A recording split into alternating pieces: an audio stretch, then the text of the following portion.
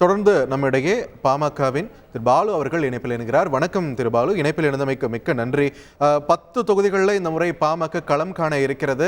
10லையும் வெற்றி அறுவடை செய்வோன்னு ஒரு நம்பிக்கை இருக்கா உங்களுடைய பார்வை?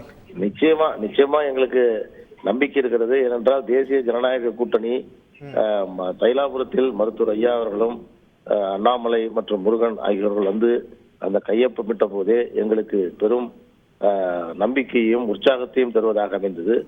நிச்சயமாக அதே போன்று சேலத்தில் மோடி அவர்கள் வந்தபோது எங்கள் மருத்துவர் ஐயா அவர்களும் பிரதமர் மோடி அவர்களும் ஆற கட்டி தழுவி தங்களுடைய பரஸ்பரத்தை வெளிப்படுத்தியதை பார்த்து பாட்டாளி சொந்தங்களும் மற்றும் ஒட்டுமொத்தமாக எல்லோருமே மகிழ்ச்சி அடையக்கூடிய வகையில் அதனுடைய துவக்கம் என்பது அமைந்தது. இப்பொழுது கொடுத்திருக்கக்கூடிய 10 தொகுதிகளுமே நாங்கள் பெரிதும் பலமாக இருக்கக்கூடிய தொகுதிகள் எங்களுக்கு கிடைத்திருப்பது மகிழ்ச்சி அளிக்கிறது.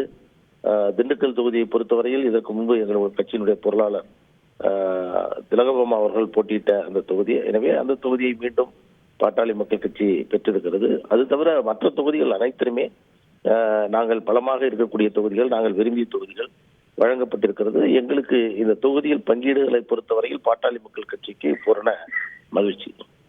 நன்றி திரு பாலு, இணைப்பில் வந்து உங்களுடைய கருத்துக்களை பகிர்ந்தமைக்கு.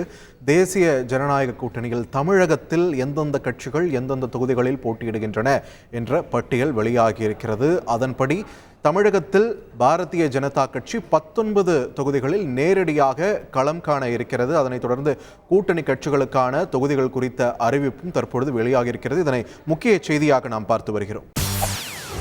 செய்திகளை உடனுக்குடன் தெரிந்து கொள்ள உடனே சப்ஸ்கிரைப் பண்ணுங்க.